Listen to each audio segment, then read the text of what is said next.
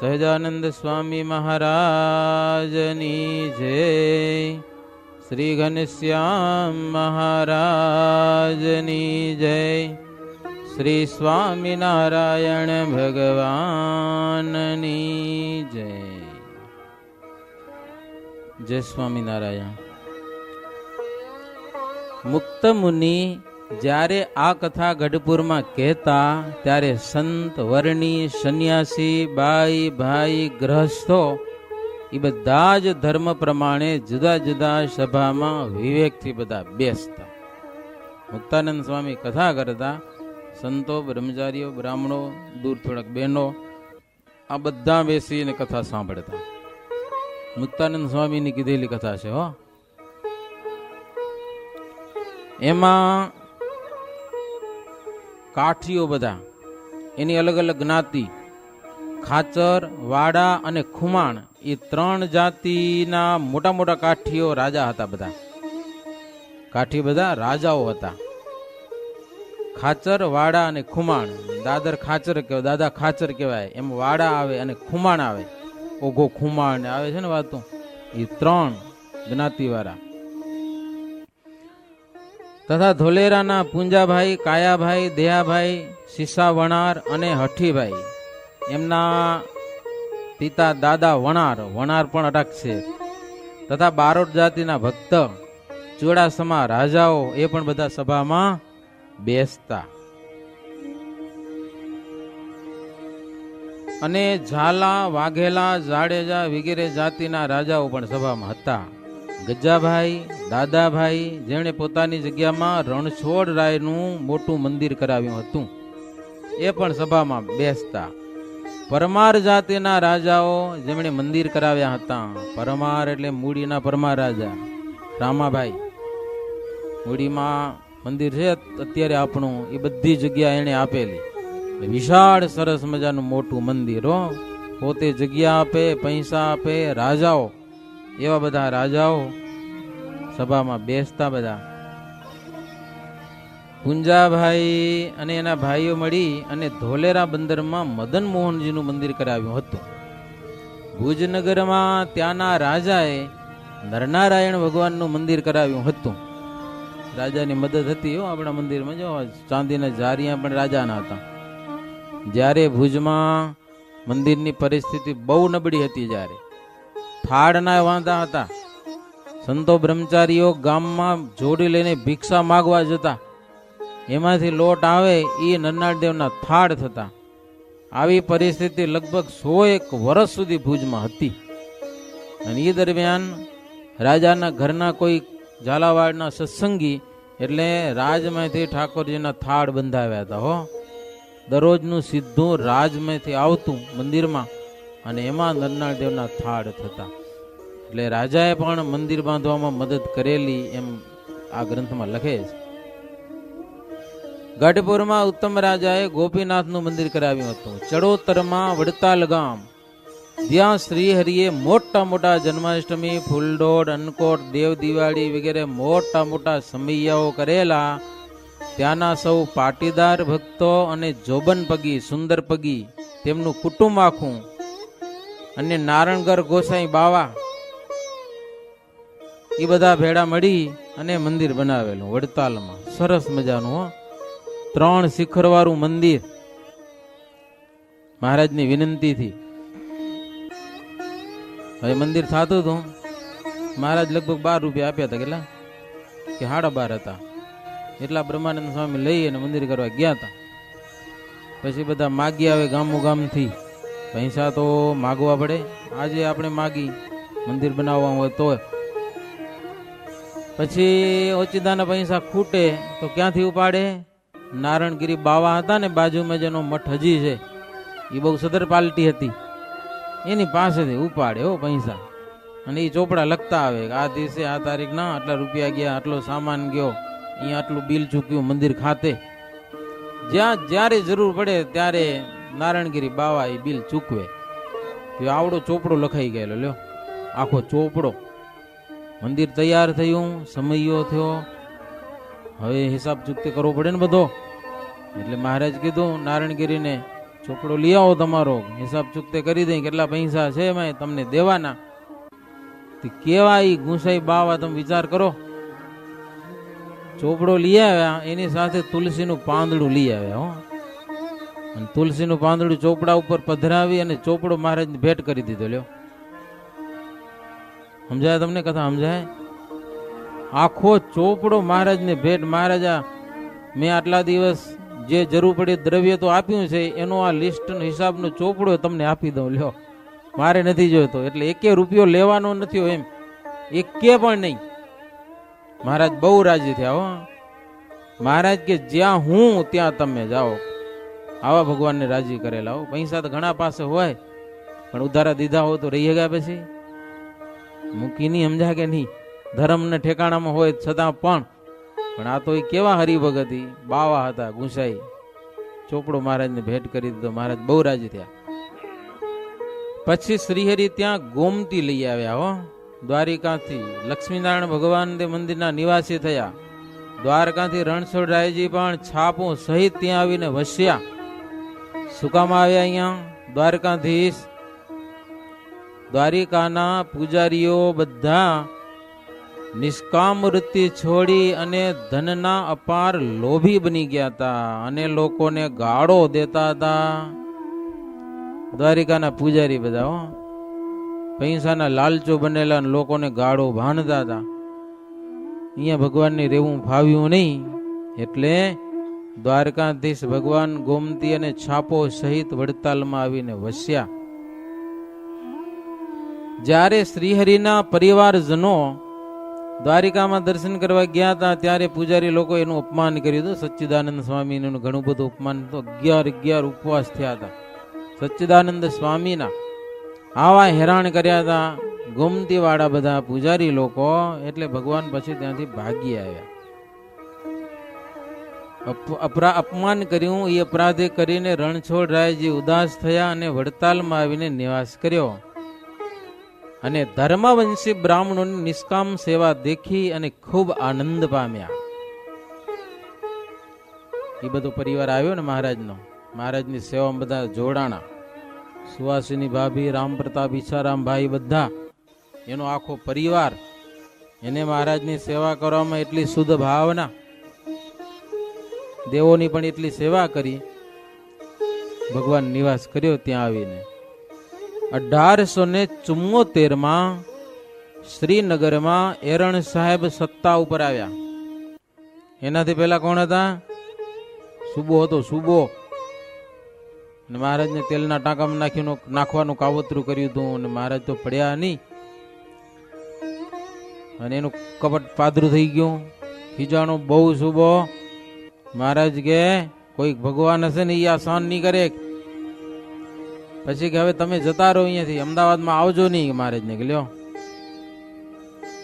કે દક્ષિણા દરવાજેથી નીકળી જાઓ, સમજા, અમદાવાદમાં ના આવજો. મહારાજ કે નહીં આવી. લ્યો, પણ કેટલા દિવસ? અમારું રાજ્ય હોય ત્યાં સુધી તમારે ના આવવું. મહારાજ કે તમારું રાજ્ય ન હોય પછી તો છૂટ ને આવવાની. બોલ્યો કે અમારું રાજ્ય કીધી ન હોય. કે લ્યો, મહારાજ કે આજે છે ને કાલે ન હોય. હા, અમર પટ્ટો લખાઈ આવ્યો હતું કે અમદાવાદનું રાજ તારા હાથમાં જ રહે. મહારાજ એમ કહી અને ત્યાંથી નીકળી ગયા. મહારાજનો અપરાધ કર્યું હતું, અપમાન કર્યું હતું. પછી કેટલા દી એના હાથમાં રાજ રહે? કયો, અંગ્રેજ સરકાર આવી ગઈ અને એને પકડ્યો. હો, ધરપકડ નથી કરતા હમણાં પોલીસ વાળા. હમણાં ટાંટિયા ચાલીને ગાડીમાં નાખી દે. પછી લઈ ગયા પોલીસ ચોકીમાં.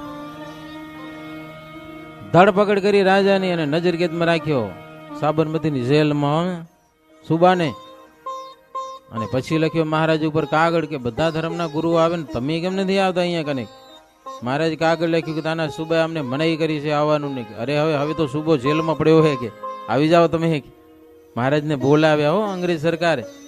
પછી મહારાજ આવ્યા અમદાવાદમાં વાજતે ગાજતે. પેલા સીધા મહારાજ સાબરમતીની જેલે ગયા. સમજા? મહારાજ તમે જુઓ કેવા. ત્યાં જઈને જેલમાં સુબો પુરાયેલો હતો ને, ત્યાં મહારાજ એને પેલા મળવા ગયા. હવે તો આવીને અમે શહેરમાં ગયો, હવે છૂટને અમને આવવાની. એવો શરમાણો સરિયાની અંદર પડ્યો. શું બોલે? મહારાજ વાજતે ગાજતે અમદાવાદ નગરમાં આવ્યા. અને શ્રીજી મહારાજ રાજ સિંહાસન ઉપર મહારાજને બેસાડ્યા. એરણ સાહેબે મહારાજની પાસે આવી ટોપી ઉતારીને પગે લાગ્યા. શ્રીજી મહારાજ એના હાથમાંથી ટોપી લઈને એના માથે મૂકી. પાછી આવી મહારાજની લીડ્યા, જુઓ ટોપી પહેરાવી, પછી બાથમાં લઈને ભેટ્યા મહારાજ. શ્રીહરિનો કર ગ્રહી અને ફરીથી મહારાજને સિંહાસન ઉપર બેસાડ્યા. અને એરણ સાહેબ કુશળ સમાચાર મહારાજને પૂછ્યા છે. બધા બીજી કેટલીક વાતો પૂછી. 1867ની સાલમાં ખેડામાં મળ્યા હતા. એ સાહેબો બધા મહારાજને બોલાવ્યા હતા અને મળ્યા હતા. બધી વાત થઈ. મહારાજને જેતલપુર જગન કરવો તો સુબાએ કરવા દીધો નહીં પેશવા સરકારે.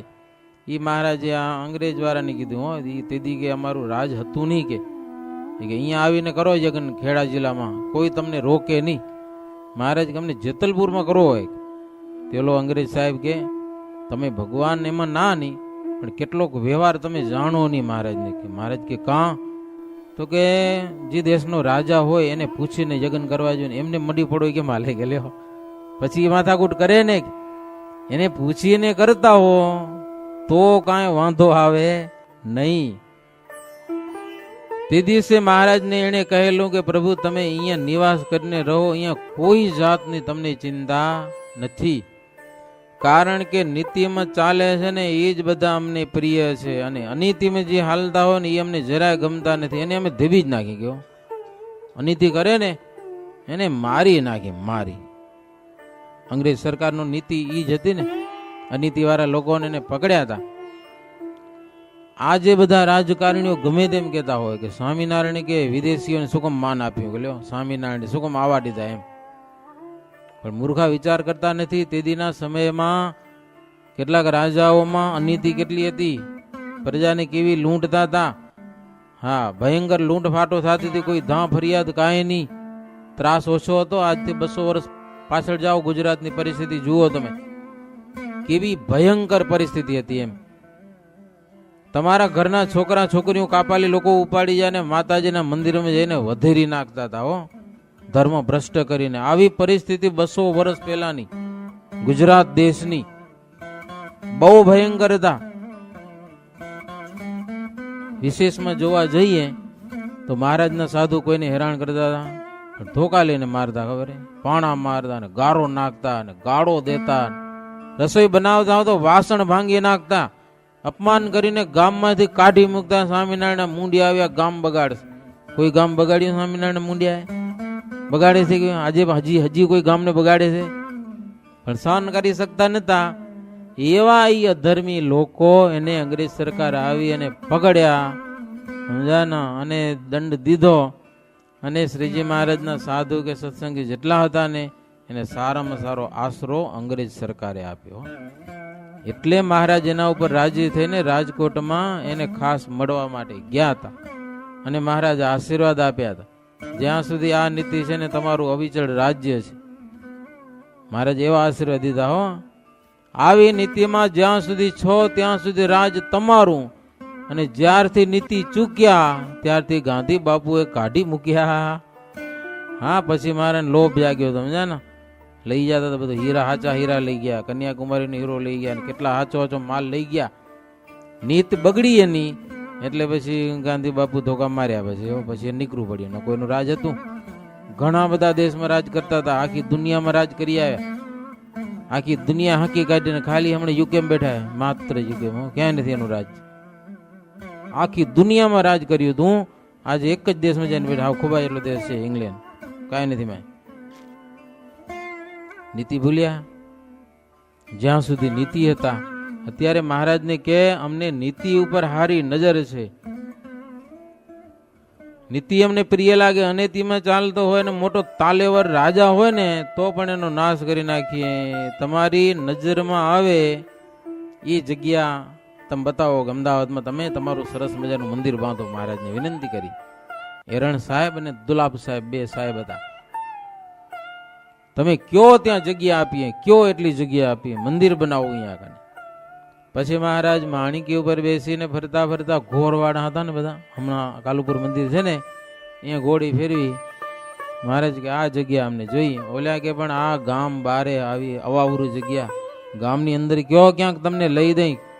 મહારાજ કે અમને આ ને આ જગ્યા જોઈ. પછી બધું નક્કી કર્યું. હો, મહારાજને જગ્યા ઈ લોકો આપી લખિત કરીને. હો, પણ મેં શું લખ્યું, 99 વર્ષને પટ્ટે આ જમીન તમને આપીએ છીએ. મહારાજ કે 99 વર્ષ સુધી અમે મંદિર હલાવીએ, 99 વર્ષ પૂરા થાય પછી અમારે મંદિર ઉપાડીને જવું ક્યાં કે લ્યો. મહારાજ વ્યવહાર કુશળ એટલા હતા, અત્યારે મળી જાય લઈ લો એમ નહીં. મહારાજ કે ઈ કામ ના આવે તમને. સૂરજ ચાંદો તપે ત્યાં સુધીનો લેખ કરી દ્યો તો અમે મંદિર બાંધીએ, કે નહીં 99 વર્ષમાં મંદિર. ઓલા કે પ્રભુ એટલી અમારી સત્તા નથી કે લ્યો, અમારી સત્તા 99 વર્ષ સુધીની છે, એના પછીનો લેખ કરવો એ અમારી સત્તા નથી. એ તો ઇંગ્લેન્ડ જવું પડે, વિક્ટોરિયા રાણી પાસેથી પરવાનગી મેળવી પડે. જો ઈ લખી દે તો જમીન તમારી તમને થાય કે સૂરજ ચાંદો તપે છે. તો મહારાજ કે લખો ત્યાં કાગળ. પછી કાગળ લખ્યો કે અહીંયા કને સ્વામિનારાયણ મહાન મહારાજના કેટલાક ગુણો લખ્યા પત્રમાં. વિક્ટોરિયા રાણી ઉપર કાગળ લખાણો કે મંદિર બનાવવું છે ભગવાનનું, અને એને માટે પરવાનગી જોઈએ છીએ. સૂરજ ચાંદો તપે ત્યાં સુધીની જમીનનો લેખ કરી દેવો. અને તેદી વિક્ટોરિયા રાણી કે સ્વામિનારાયણની જમીન જોઈતી હોય, જેટલી જોઈતી હોય, જ્યાં જોઈતી હોય, અને સૂરજ ચાંદો તપે ત્યાં સુધીની જમીનના લેખ છે ઇંગ્લેન્ડથી આવ્યા. અને ઈ લેખ મહારાજને આપ્યો. અને મહારાજે અમદાવાદમાં સંપ્રદાયમાં પહેલું વહેલું શ્રીજી મહારાજે મંદિર બંધાવ્યું. અમદાવાદ નગરમાં એ નવાસની જગ્યામાં મંદિર બંધાવી. 1878 શ્રીહરિ પોતે ત્યાં નરનારાયણ દેવ પધરાવ્યા અમદાવાદ નગરમાં. ત્યાર પછી શ્રીજી મહારાજ ભુજનગરમાં મંદિર કર્યું, ત્યાં નરનારાયણ દેવ પધરાવ્યા. વડતાલમાં મંદિર બાંધી અને ત્યાં લક્ષ્મીનારાયણ દેવ પધરાવ્યા. જુનાગઢમાં મહારાજ રાધારમણ દેવ. ધોલેરામ કોને પધરાવ્યા? બોલતા નહીં તમે, કે સાંભળો નહીં સાંભળતા. ધોલેરામાં કયા દેવ બેઠા છે? મદન મોહનજી મહારાજ. પછી ગઢપુરમાં કોણ છે? ગઢપુરમાં ગોપીનાથજી મહારાજે પધરાવ્યા. ગઢપુરનું મંદિર મહારાજ છેલ્લી બાકી કર્યું. 6 ધામ બાંધ્યા. એમાં પેલું અમદાવાદમાં બધા ફરતા ફરતા છેટ છેલ્લું ક્યાં બાંધ્યું? ગઢપુરમાં. गढ़पुर में पीछे मंदिर कीने श्री हरिया पे नवल रंग भीने सब मंदिर सिरयनुपम सारा दो माल का विमान आकारा श्री हरि के मन रुचे जैसा कसब लड़ाए कसबीने तैसा. ગઢપુરમાં મહારાજ મંદિર બાંધ્યું ને, 2 માળ વાળું મંદિર બનાવ્યું. 2 માળ અને વિમાનના આકારમાં. અને કારીગરો મહારાજના જતા બધા જેવી ખપે એટલે ઘાટ કોતરણી મહારાજ પોતે માથે રહીને બનાવી છે.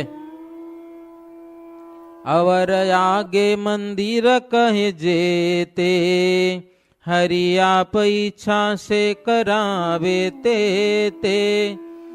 આપે આए મંદિર में सबहु मूर्तियों पधरावे सो तबहु. બધી જગ્યાએ મંદિર બંધાવીને પોતાના હાથે મૂર્તિઓ પધરાવી. એમ ગઢપુરમાં પણ પોતા જેવડી જ એટલી જ ઊંચી ગોપીનાથજીની મૂર્તિ શ્રીજી મહારાજ ગઢપુરમાં પધરાવી. દેખાય આપણે કૃષ્ણની મૂર્તિ, પણ છે મહારાજ. સમજા ને, ભાવ લાવવો પડે, ભાવ. ત્યારે દર્શન કરવાની મજા આવે. અહીંયા દેખાય નરનારાયણ દેવ છે, પણ મહારાજ કે અંદર હું બેઠો છું. હો પાછું હા, ભાવનામ ફેર ન કરજો ને મરી જાશો ક્યાંક. શું કે મહારાજ, તમને કાંઈ પણ જરૂર પડે તો માનતા અહીંયા આવજો. કે મેલીડી બેલીડી માતાઓ પૂછી જાય કેટલાક. હો ક્યાંય ને ક્યાં પૂછી ગયા, નામ ન લેવાય. કેના કારા દોરા બાંધ્યા ને, કોઈક નેડીમાં બાંધે ને, કોઈક કેળમાં બાંધે ને. કાં તો કે હાજર થઈ ગયો. એક નાનો છોકરો હતો ને, કેળમાં દોરો બાંધ્યો હતો. મેં કીધું દોરો કેનો હોય? તો કે બ્રાહ્મણનો છે. મેં કીધું કાપી નાખ, તોડી નાખ. તો કે નાના મને તાવ આવી જશે. મેં કીધું લાવ હું તોડી દઉં. તોડવા નથી દીધો. એટલે દોરામાં કેટલી નિષ્ઠા, દેવમાં રાખો નિષ્ઠા. દેવમાં આ દેવ જેવા તેવા નથી. હો નંદાણ દેવ છે ને, એ જેવા તેવા નથી. આપણે મહિમા ન હોય તો કાંઈ નથી, કાંઈ ના વરે. આપણે વરે જ નહીં કાંઈ. અને જો મહિમા હોય તો તમારા બધા કામ થાય, એવા દેવ મહારાજ આપ્યા છે. મહારાજ કે તમને કાંઈક સંકટ આવે ને તો અહીંયા આવજો, જ્યાં ત્યાં જતા નહીં. ભૂત પ્રેતનો વળગાડ થાય તો હનુમાનજી પાસે જવાનું ને, તો એ પૂછણા વાળાનું કામ, ગદા વાળાનું. એના મંત્રનો જાપ કરો, એના સ્તોત્રનો પાઠ કરો. સારંગપુરજી આવું વધારે તકલીફ થાય. તો બીજી કઈક આ લોકની ઈચ્છા હોય અને માનતા કરવી હોય તો નરનાળ દેવની માનતા કરવી, સમજ્યા ને. અને ભજન મહારાજનું કરવું પાછું. મહારાજ કે દખામાં અમારી પાસે નહીં કાંઈ. જો ભૂત વર્ગે તો અમારી પાસે ના આવજો. આ લોકોને તમને કઈ ખપતું હોય દીકરો દીકરી તો અમારી પાસે નહીં. આ નરનાળ દેવ જાજો મહારાજ કે હો, એની માનતા કરજો, ફળશે. ઘણા બધાની ફળે છે, ઘણા બધાની. હમણાં ભુજનો દાખલો છે, 15 થી 20 દિવસનો લગભગ હશે, સમજ્યા ને. હાવ કુસંગી પરિવાર, જેટલા પથ્થર હશે એટલે પીર કરીને પૂજ્યા હશે બધા. ઘરે દીકરો આવે, લગ્ન ને 15 વર્ષ થઈ ગયા, 14-15 વર્ષ, દીકરો આવ્યો નહીં.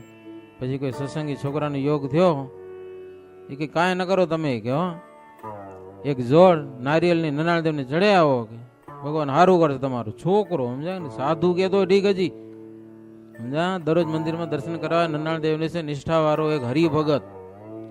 એને કીધું તમે ક્યાંય ન જાઓ, આ દેવ બેઠા છે ભુજમાં, નારિયેલની જોડ ચડાવો અને સંકલ્પ કરો. અને બે નારિયેલ ચડાવ્યા નનાળ દેવને, ચરણે મૂક્યા ત્યાં, અને ત્યાં દીકરો ને દીકરી જન્મ્યા. લ્યો, હાવ તાજો દાખલો ભુજનગરનો. એ આખો પરિવાર સત્સંગી નહોતો ને ભગવાને દીકરો દીધો, પરિવાર આખો સત્સંગી થયો.